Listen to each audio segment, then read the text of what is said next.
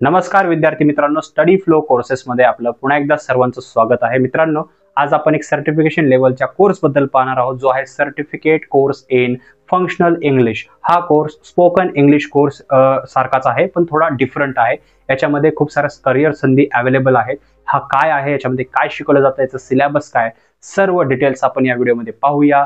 हा video end पर्यंत पहा. चॅनलवर नवीन असाल सबस्क्राईब नक्कीच करा. So let's begin. तर आता पाहूया की हा कोर्स काय आहे आणि मेनली कशावर फोकस्ड आहे. तर बघा, सर्वात प्रथम या कोर्सचा कालावधी जो आहे तो 6 मंथ आणि मॅक्झिमम 1 वर्षाचा आहे, जो तुम्ही 12th नंतर कन्सिडर करू शकता. याच्यासाठी 12th लागते. नो मॅटर व्हॉट तुमची कोणती स्ट्रीम आहे, आर्ट असेल, कॉमर्स असेल, सायन्स असेल, कोणतेही विद्यार्थी यासाठी ऍडमिशन घेऊ शकता. फ्युचरमध्ये संधी अवेलेबल आहेत खूप साऱ्या, ते आपण पुढे डिस्कस करूया. पण याच्यामध्ये मेनली तुमच्या कम्युनिकेशन स्किल्स असतील, त्याचबरोबर पब्लिक स्पीकिंगचा जो फिअर असतो, म्हणजे खूप साऱ्या लोकांसमोर तुम्हाला बोलायला अडचण येते, जसं मी आत्ता तुमच्यासमोर बोलत आहे. तर हे जे कॉन्फिडन्स बिल्ड करायचं जे पद्धत आहे, तर तुम्ही या कोर्समधून तुम्ही मिळवू शकता. तर तसेच याच्यामध्ये तुमच्या लर्निंग, लिसनिंग, रीडिंग, रायटिंग या हे जे स्किल्स आहेत हे सुद्धा याच्यामध्ये अनलॉक होतात. तर आता पाहूया की यासाठी शैक्षणिक पात्रता काय लागते. तर ज्या विद्यार्थ्यांची 12th कंप्लीट झालेली आहे, तर त्या विद्यार्थ्यांसाठी याच्यामध्ये जे आहे ते ऍडमिशन इझिली त्यांनाही मिळू शकतं. पण याच्यासाठी कोणतीही स्ट्रीम लागत नाहीये. तुम्ही कोणत्याही स्ट्रीममधून आलेले विद्यार्थी असाल, आर्ट्स, कॉमर्स, सायन्स, कोणतेही विद्यार्थी यासाठी इझिली ऍडमिशन घेऊ शकता. याच्यामध्ये फक्त तुमचे सर्व विषय तुम्हाला पास आउट करणे गरजेचे आहे. कोणतेही बॅक नसलं पाहिजे किंवा तुमचे कोणतेही जे सब्जेक्ट आहे ते फेल गेलेलं नसलं पाहिजे.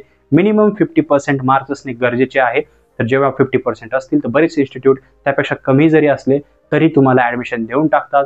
तसेच रिझर्व्ड कॅन्डिडेटसाठी याच्यामध्ये सूटही दिली जाते, जसे की 5%, म्हणजे जे बाकी विद्यार्थी आहेत जनरल त्यांना 50% आणि जे रिझर्व्ड कॅन्डिडेट्स आहेत त्यांना 45%. तर अशा प्रकारचा याचा एलिजिबिलिटी क्रायटेरिया आहे.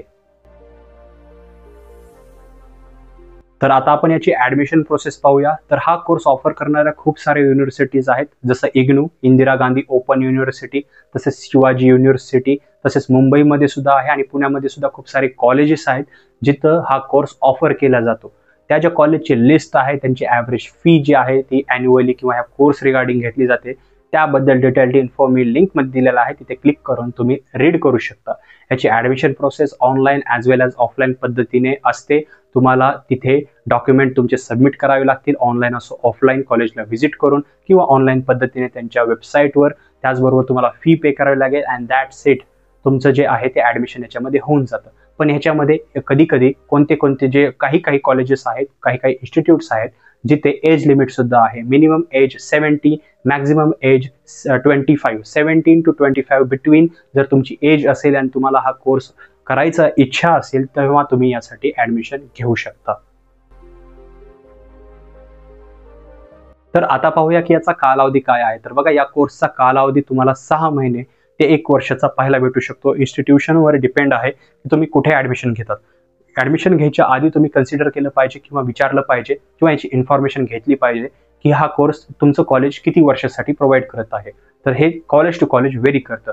जाणून घ्यायचं असेल कॉमेंट करू शकता जर तुम्ही इंटरेस्टेड असाल तर, किंवा डिस्क्रिप्शनमध्ये लिंक आहे इंस्टाग्रामची, तिथेही विचारू शकता. त्याचबरोबर याच्यामध्ये पूर्ण जे स्पीकिंग स्किल्स आहेत त्याच्यावर लक्ष केंद्रित केलं जातं. त्यामुळे हा कोर्स खूप इंटरेस्टिंग आहे. तुम्हाला इंग्लिश शिकायची असेल किंवा इंग्लिश येत आहे पण त्याला थोडंसं सुधारायचं असेल तर हा कोर्स एकदम उत्तम आहे आणि याचा कालावधी 1 वर्षाचा पाहायला भेटतो. तर बघा, मी याचा कालावधी सांगितलेला आहे 1 वर्ष, तसेच काही ठिकाणी 6 महिने पण असतो. पण याच्यामध्ये एक्झाम्स कशा पद्धतीने होतात, तर याच्यामध्ये युनिट एक्झाम्स होतात. तुम्हाला याच्यामध्ये युनिट एक्झाम्सचं स्ट्रक्चर पाहायला भेटतं आणि त्याच्यामध्ये जो सिलेबस आहे तो याप्रमाणे आहे.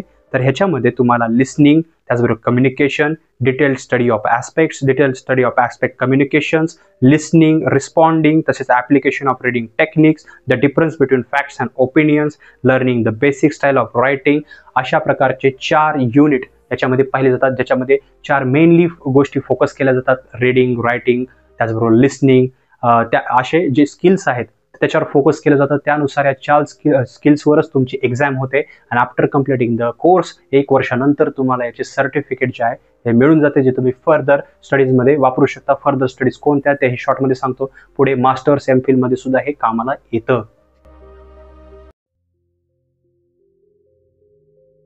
तर याच्या पुढील संधी पाहूया किंवा प्रॉस्पेक्ट्स पाहूया. तर बघा, याच्यामध्ये तुमचं जर इंग्लिश स्पीकिंगसाठी फिअर असेल, तुम्हाला भीती असेल, तर त्यातून ओव्हरकम, त्यातून बाहेर येण्यासाठी हा कोर्स जो आहे तो खूप मदत करतो. याच्यामध्ये युनिट वर फोकस केला जातो, युनिट एक्झामिनेशन. त्याच्यामध्ये 4 स्किल्स आहेत, तर त्या स्किल्सवर जे आहे तर हा कोर्स पूर्णपणे बेस्ड आहे.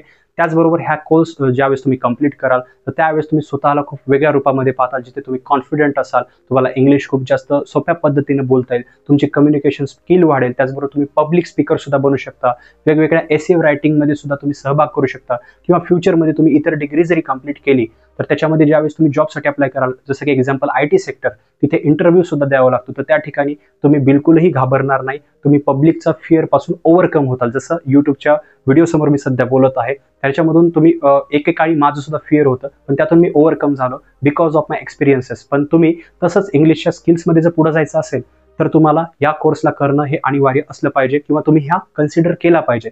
तर तुम्हाला याच्यामध्ये पुढील संधी खूप साऱ्या आहेत आणि तुम्ही पुढे जाऊन जॉब सिकिंग असेल, त्याचबरोबर मास्टर्स MPhil असेल, याही ठिकाणी तुम्ही याचं सर्टिफिकेट बी यूज करू शकता, त्याच वेळेला याचे तुमचे स्किल्स पण यूज करून जॉबही मिळवू शकता.